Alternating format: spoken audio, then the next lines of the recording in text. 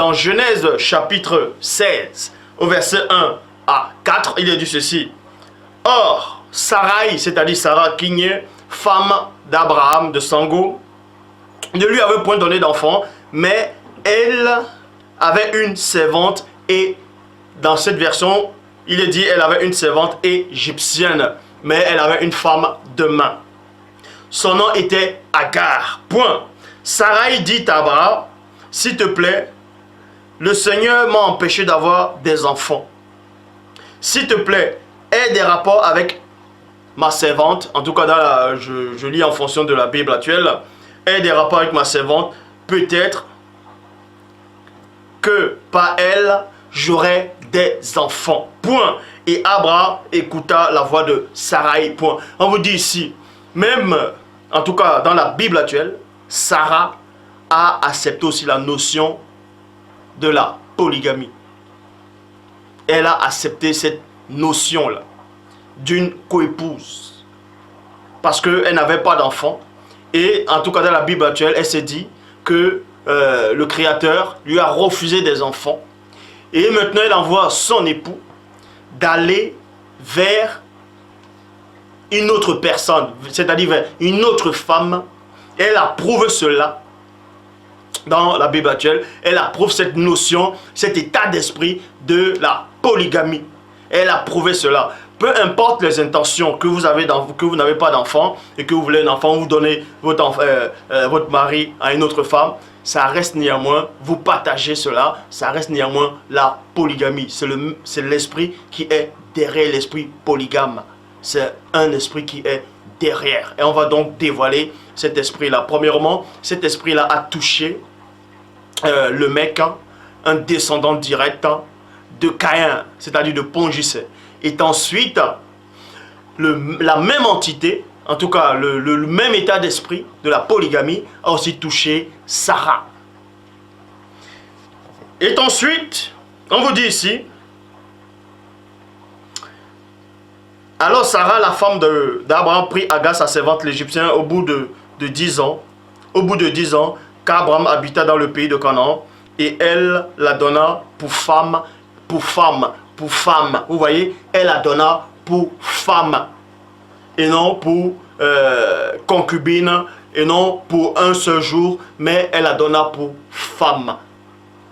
Ça veut dire que Abraham a eu, c'était sa deuxième femme, selon la Bible actuelle, selon les Écritures de toutes les Bibles actuellement. Abraham aussi a accepté cette notion de la polygamie. Sarah a accepté la notion de la polygamie. Et Agar ici aussi, elle a accepté cette notion-là aussi de la polygamie. Maintenant, plein de gens vont dire, oui, mais c'était Sango, c'était Abraham, c'était Sarah, c'était des patriarches et des matriarches. Si eux, ils ont accepté la polygamie, est-ce que c'est donc autorisé? Puisque vous allez certainement me dire que ces gens marchaient avec le Créateur. Dans 2 Samuel 12, verset 8, il est dit, « Je t'ai mis en possession de la maison de ton maître, j'ai placé dans ton sein les femmes de ton maître, et je t'ai donné la maison d'Israël, c'est-à-dire de Tombonébila et de Juda, de Soma. Et si cela eût été peu, virgule, je t'aurais encore ajouté. » Donc, point, le bas, il y a plein ici des non-initiés. Ceux qui n'ont aucune substance spirituelle vont prendre 2 Samuel chapitre 12 au verset 8 en disant que vous voyez que c'est Dieu lui-même qui a dit à David que je t'ai donné beaucoup de femmes. Et si tu en voulais encore, j'allais encore te rajouter. Et ils vont vous dire ici que c'est le passage qui prouve que Dieu, que c'est le passage qui montre que Dieu approuve la polygamie.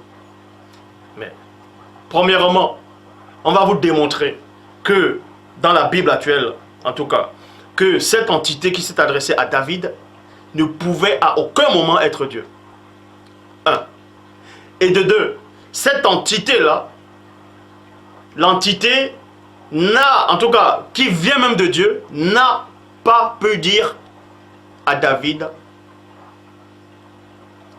qu'il a donné beaucoup de femmes, il va encore rajouter. Si vous voulez réellement comprendre, cette personne-là, cette entité qui s'est adressée à David dans ce passage-ci, c'était la tromperie. C'était deux entités en même temps. C'est-à-dire deux entités qui sont venues, la duperie et la polygamie. Parce que Loba, le Créateur, ne va pas se contredire.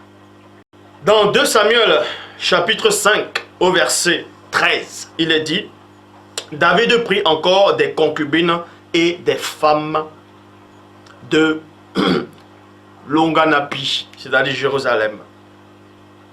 Après qu'il eut vécu, plutôt, après qu'il fut venu d'Hébron, il lui naguit encore des fils et des filles. Dans 2 Chroniques, chapitre 11, au verset 21, Roboam aima Maca, fille d'Absalom, plus que toutes ses femmes, voyez, et ses concubines, car il avait 18 femmes et 60 concubines. Et il engendra 28 fils et 60 filles. Là, c'est en fonction des Bibles actuelles. Mais quand vous allez voir dans d'autres passages, il y aura des contradictions. Dans 1 Roi, chapitre 11, au verset 3, il est dit, il, en parlant de Monmon, c'est-à-dire Salomon, eut 700 princesses et 300 concubines, ses femmes, et ces femmes détournèrent son cœur. Point. Et ces femmes détournèrent son cœur. Dans d'autres versions, on ne dit pas des concubines, on dit femmes de seconde zone. Ça reste néanmoins des femmes. 2 Chroniques, chapitre 13, au verset 21. Mais Abijah devint puissant. Il eut 14 femmes et engendra 22 fils et 13 filles.